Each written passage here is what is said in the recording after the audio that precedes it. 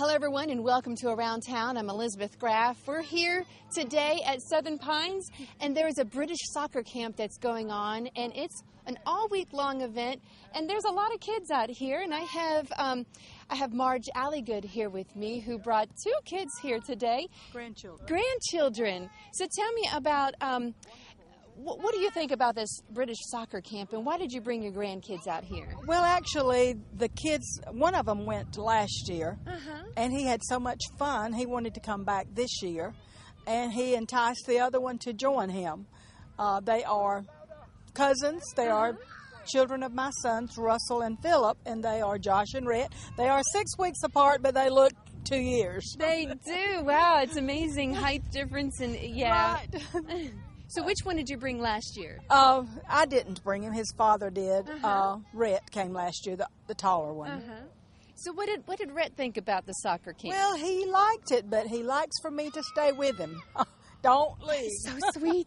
But the guy says we like for the parents to stay and watch them because it helps them to learn what we're teaching the children, and we can reinforce it when we get home. That's right. You can get out there in your backyard, throw a ball out there, and go, okay, now Coach says you have to do it like this, so let's try it like this. So now I know how to do it. Yeah. I've been watching the coach. You could be a coach. British soccer. And it's really great out here to see so many kids that are taking part in this, and the knowledge that they're picking up from these the British instructors. I'm sure they're going to carry this on for when they become soccer stars, right? I would hope so.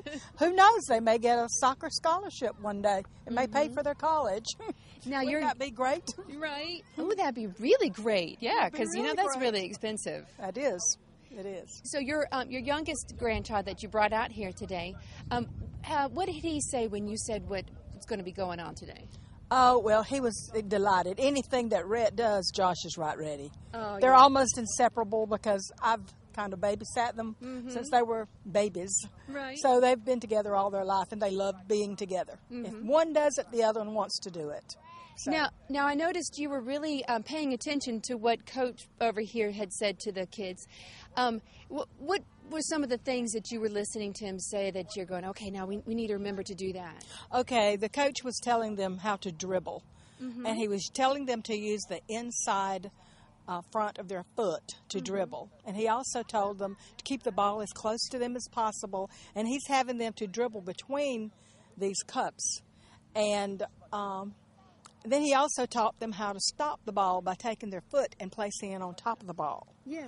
And then rolling it back to them, rather than running around to the side of the ball and trying to put it back. Just reach your foot out, stop it, and roll it back to you. Right. And this saves time when they're on the field. That's right, because when you're playing soccer, time is of the essence. Right. And he's also teaching them to exercise by just, counting how many times they can touch the top of the ball in 10 seconds. Right. Keep them on their toes. Right, on their toes. So they need to exercise that movement so that they can do that quickly and rapidly. It comes readily to them. You don't think this is too young? No. In fact, when we got here, there was a younger class out here doing this very same thing. So, it's really great to get them started young, and so when they get older, each year they keep the knowledge that they're getting here today. Right. They carry it on, and it helps them become great soccer players. Right. And they have confidence. It builds confidence in them when they feel that they can do it and they do it right. And these instructors that are here today are so knowledgeable with that, and the patience that they have with these kids. It's amazing. You can tell, yeah. It is amazing. Yeah, because sometimes it really takes a lot of patience when you're coaching some of the really young ones who just, they want to just run around and play with the ball. Actually, I've been practicing with them. Yeah, so you know all about what kind of patience it needs. Right. It takes a lot of patience and endurance. Yes. But these coaches seem to have it all. All right, now I have Coach Will with me, and And he has had a lot of experience, and I can tell because he also has a lot of patience with these kids. Tell me how, first of all, explain how the British soccer camp works here. So basically, we have age range from anything from 3 years old to 18-year-olds, depending on the camp and what kids we've got available. So you see, like, we've also got from 6 years old in my group to 12 years old, so it's quite a normal range. Then we've got Coach Billy over there with a few of the younger kids. Mm-hmm. So how it works is we have a half-day programme and a full day. So half-day you usually do a bit of drills in the morning, like getting used to using the soccer ball in different ways, different types of usage. So different how to move it. It's like it's obviously a secondary sport to you guys, so it's kind of like going really back to old school basics. Then we go into like a bit of game kind of things, game related stuff, so they can get a bit used to that. And then we do a bit of freestyle, because obviously soccer's a very individualist sport. So, I mean, imagine with the American football, baseball, it's kind of you hit the ball, you catch the ball, that's what you do. You do what the coach tells you. With soccer, you kind of express yourself through the use of the ball. So we try and teach that through the freestyle. Mm-hmm. And then after that, we have a little water break like we're having now. These guys are just having chilled out time. Hopefully get a bit of energy back, and then we're going to play the World Cup. So what that is for those guys is the World Cup is the same as what the World Cup's going on this summer, really. Yeah. So they pick a team, so we're probably going to have like France, Germany, England, Ireland, because we're in Dublin, and America probably. Because you guys aren't going to win anything, so you may as well give them a chance. Okay, now wait, what? You're not going to win the World Cup. They've got more chance of Did y'all hear that? So see, that's why they're here, to help us. So these kids, when they are the professional soccer players, they will win the World Cup. Yeah. And it will be all because of you and Coach Billy. Well, hopefully. And then you're going to go, what did I do? What was I thinking, right? Well, I mean, if the expression of your work, if they go on to do well, that's naturally, I wouldn't be thinking what I'm thinking, be like, oh, well, at least I've made some sort of difference, do you know what I mean? Right, okay. It's always positive instead of negative. If they beat us in the World Cup final, I wouldn't be too happy, you know. But. Right, but I'm the optimist. I always think of the positive side. Oh, yes, me too. Okay, so now explain how you got involved in the British soccer camp. I've just graduated university, but back home, back in England, I coach boxing and soccer. Mm-hmm. Not together, that'd be a really weird combination. I think that would be really interesting. Yeah, you think? Yes. But yeah, I coach that back home at adult level, and so I came back last summer. I went to New England, and went to Baltimore as well, went further down, and then to DC as well. And really enjoyed my stay. And a couple of my friends went to Atlanta and Florida area, and they're like, "You need to come down here. It's really nice and warm. People are really hospitable, and they just treat you like their own son. And like, even if you're not staying with them, I mean, the families I stayed with in New England were amazing. Everywhere I've been has been really, really nice. But like, some of the hospitality, just from like the quality of customer service in America is ridiculous. In England, everyone hates everyone. You go to a shop and like. Yes, sir. Thank you, ma'am. It's the Southern hospitality. Yeah, it's amazing. I really like it. Have you had grits yet? What's grits? Oh, grits. Okay, it sounds like a piece corn. It's corn. It's dried corn and it's ground up, and you eat it with butter. But it's really good with salt and pepper and cheese. Oh, okay. Shrimp and grits is a good combination too. Okay. No, I've not had that. No, grits. When I hear grits, what grit means to me is if you say grits, I'm going to go grit something. It means to put salt and stone onto the road to stop it from freezing in ice, and you guys don't have that problem. Oh, that's so interesting. Yeah, I was like, you had grits for not out of choice. That doesn't sound like something I would want to eat. No. I can understand the reluctance. Yeah. So, what did you think so far? This is the first day of the British soccer camp. Yeah, it was a bit interesting. We've got some great kids. From what I understand, you normally have like a much bigger camp. There's a lot more coaches.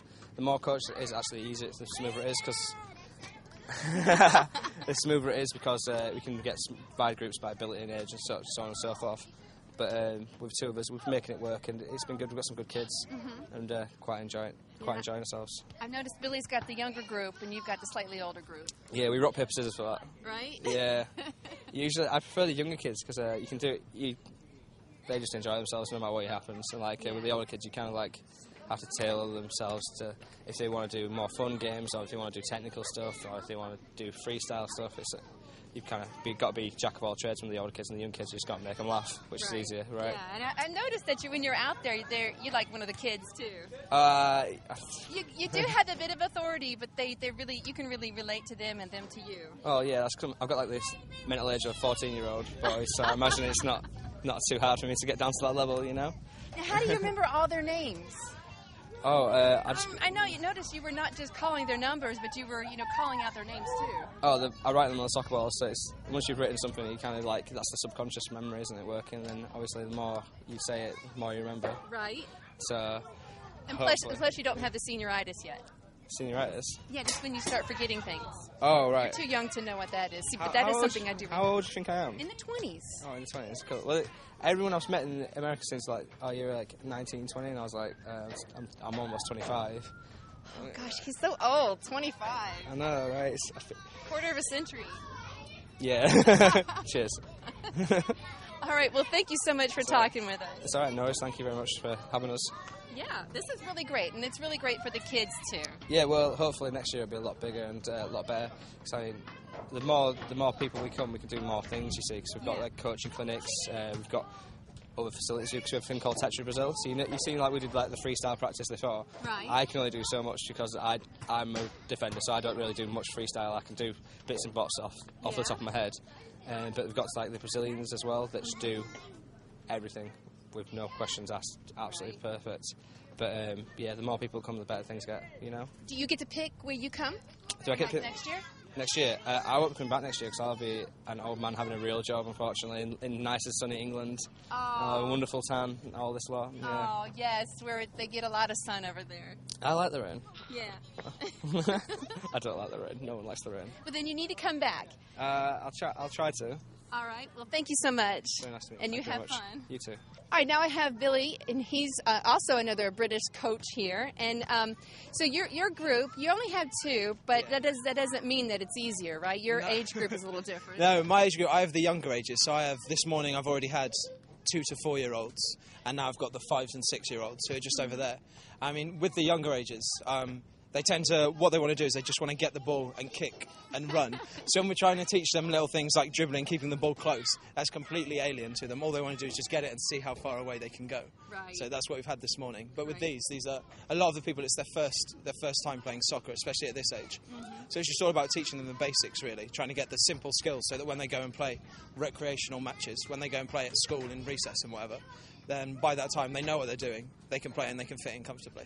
Yeah, and so that way like you said, they can fit in comfortably. They know some of the basics because of what you're teaching them.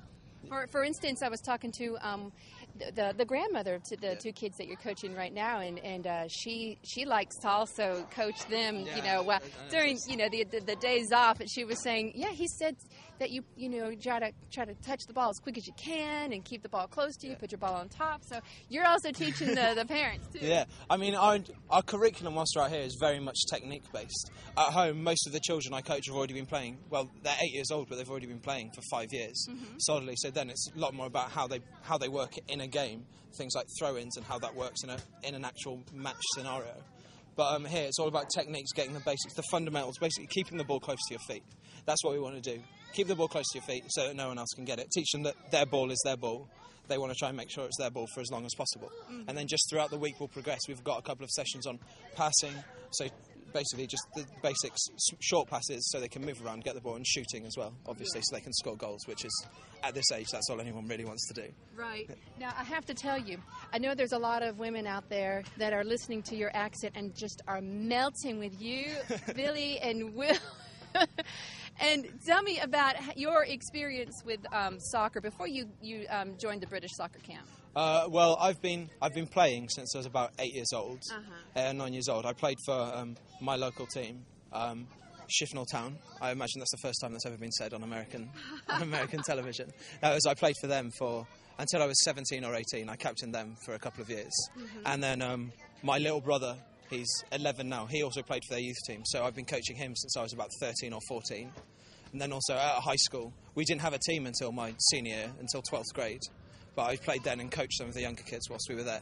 So that's basically it. At university, I've played a couple of times for some local teams around my area. But I've been focusing a lot more on coaching recently because obviously I'm older now. I think my dreams of being a professional footballer might have just faded. But you know what? You could help the younger ones fulfill them. when I first started, I found it quite, because so many children, these were all about 4 or 5 years old when I started, so many children just full of energy. It's really hard to control them, trying to get them to focus on everything they're doing. But now, because I have 3 younger siblings anyway, most of my cousins are younger and everything, and I love being around children. I love their energy. I mean, when I'm at university, when I'm working all day, it's nice to get out of the library. Right. And go and teach just kids, get the energy back, and realise, this is I like football. I want them, because I love soccer. Soccer to me, to my brothers, is everything. So I like passing that on to younger people. And what I like here is that, well, we only have 2 girls at this camp, but I noticed in here soccer is huge for girls, and that's what we don't have back home. When I coached my brother's team at home, I coached about 3 age groups at once, and we only had 2 girls in that entire age bracket, and so there weren't many teams for them to go play with. But I like over here that everyone wants to get involved. I love to see girls playing soccer as well, because I think it's just such a universal sport. I mean, I love playing soccer. There's nothing happier right now. If someone said, "What would you like?" I just say, "We'll go to a football pitch. We'll go to a soccer pitch." Oh no, you can keep calling it football. We know what you mean. I've been told. We were told before we leave. You've got to check. They won't know what. I said, use the soles of your boots earlier, and the kid was like, Boots. I was like, oh, your cleats. Sorry, I was just trying to get the language down. Yeah, we're here in the South where boots are like, what the cowboys wear. Yeah. I didn't even realise that.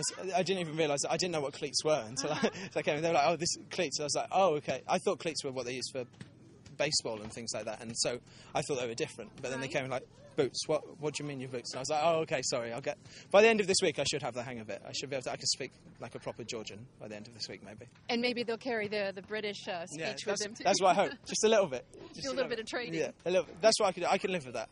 We've already taught them when we came into the hotel yesterday. There's about 100 British people, and we say cheers as thank you, and the guys behind the desk were like, oh no, I've not heard that one before. Cheers. And what are you drinking? yeah, that's basically it. That's what I said. Cheers that's our thank you. Cheers. And where I am, we have language that just doesn't really make sense at all. Like we use my nan, if she says hello to me, she'll call me duck or cocker, and that's just if I was to say that down here, they'd be like, what is wrong with you? What's going on? You let her talk to you like that? Yeah, exactly. But that's not even an issue where I'm from. And it's just trying to work out that. A couple of times, Anna, who we're staying with, she said a couple of things. I've said, you're going to have to say that again, because I've got no idea what you're saying.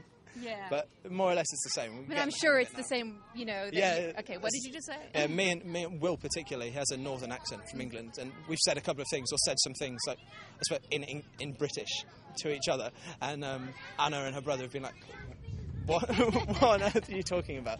But I mean, we're getting the hang of it, and it's okay, so we should be all right by the end of the week. Well, it makes it really fun too. Yeah, it is. It's a learning experience for all of us. I mean, this is my second time in America, but it's my first time coaching soccer out here. Mm-hmm. It's completely different. It's just people who haven't played before, people who enjoy playing. I had some kids earlier who were 2 and 3 years old. It was just lovely seeing them kick a ball the first time. Their parents stuck around. One of them filmed it. Yeah. I just thought in a few years' time, when they're playing for the men's national team, hopefully, I can say I coached him. I gave him his first coaching session. That's what. And then that video that she has, there you are. They're going to say the life and time of this child here, and there's Billy. That's it. They make it onto, I don't know, the Late Show, one of the ones in New York, and they show him his first clip, and I'm like, yeah, that was me. I gave that all of 20 years ago. That was me. That was all me. Well, I'm sure the kids here really appreciate you coming, and the parents too, and I appreciate you talking with me. Thank you very much. It's absolutely no problem. Thank you very much. Cheers. Cheers. Well, we're going for a break right now, but stay with us. You're watching Around Town.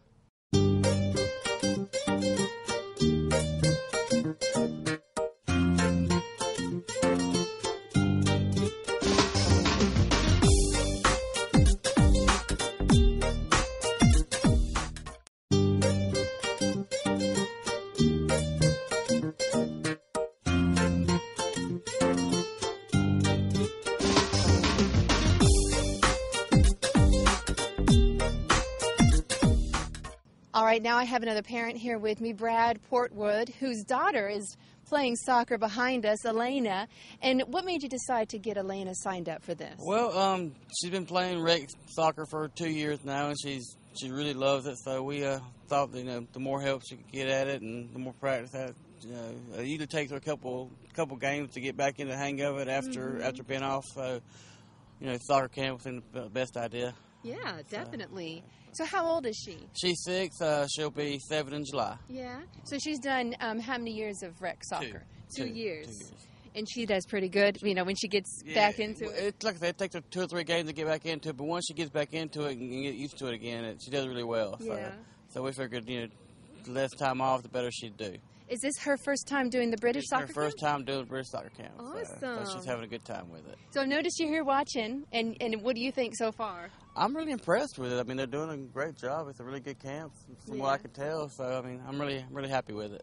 So are you getting some pointers here, some things to do during the rest of the summer? I am, because I've never been a big soccer fan myself until she started playing, so I've had to play catch-up a little bit. So I understand that. Yeah, it's funny how when your kids get involved into something that you haven't ever done before, how much of a fan you become. Right, yeah. Right. So you're on the sidelines screaming for me. Every game. Definitely. Game. Now you're like this big fan of whatever she's into. Yeah, huge fan. Uh-huh. So I've had, I had to play catch-up, but I really enjoy it. Yeah. So I was talking to a grandmother who had brought her grandchildren here, and how she says that being able to do something like this and carry it on, possibly they could get a scholarship. What do you think?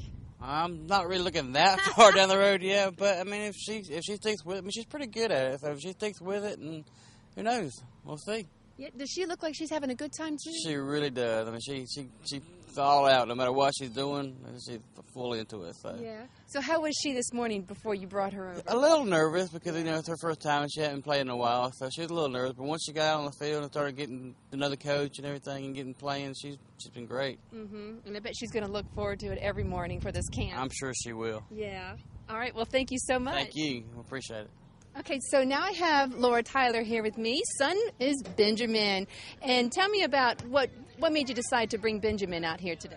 Well, Ben's played soccer the last 2 years, and he's really enjoyed it. So this was a really good chance for him to practice and just have fun with kids his own age. Yeah.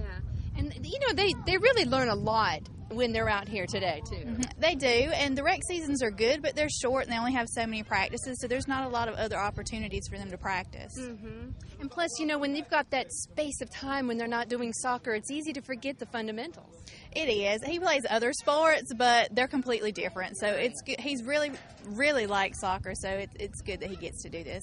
And how old is Benjamin? He's 8. So how many years has he done the rec soccer? He's done 2. When we start this year, it'll be his 3rd. Yeah. So what was he like when you told him what he was going to be doing? He was excited. We had heard about the camp before, but this was the first year he was going to get to do it, so we had talked about it before I signed him up, and he's been excited. He's been asking, is it June 2nd yet? Is it June 2nd yet? Oh, so cute. Yeah, he's been really excited. Oh, that's so good. All right, well, I'm sure he's going to do really good and have such a great time this week. Thanks. What do you think about soccer so far? Good. Yeah? You think you're going to be a soccer star? Yes. What's your favorite thing about today? I like the World Cup game. Yeah? Why? Because it was challenging. Well, I'm Ethan, and I love Challenger. I've been coming here pretty much since I was old enough, and I just love coming here and meeting new people, and they are pretty cool because they just come here and teach us all new techniques, and I just love playing soccer, and this is something that I enjoy, and they get to come down here from England and teach us new stuff, and I'm pretty sure they enjoy it, so it's a really good program. And you're learning a lot, too. I'm learning a lot of new stuff. I'm learning all kinds of stuff to play in these games that we play for World Cup, and it's just really fun. And if we use them we get World Cup points where if we get enough World Cup points, we could win the World Cup. Yeah. So it's just really, really fun.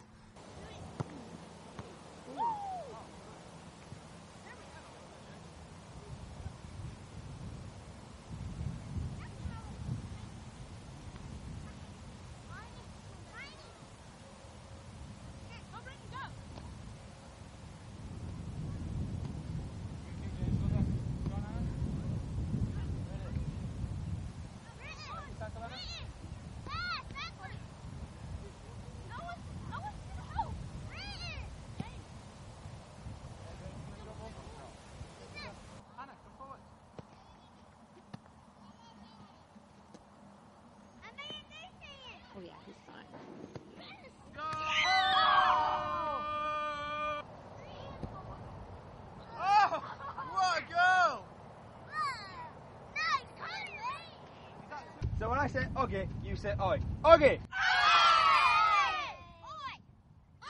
You've got to say oi after he says Oggy. You've got to actually say it so people can hear you. So, Oggy! Good. So if I say Oggy, Oggy, Oggy, what do you say? If I say Oggy, Oggy, Oggy, you say I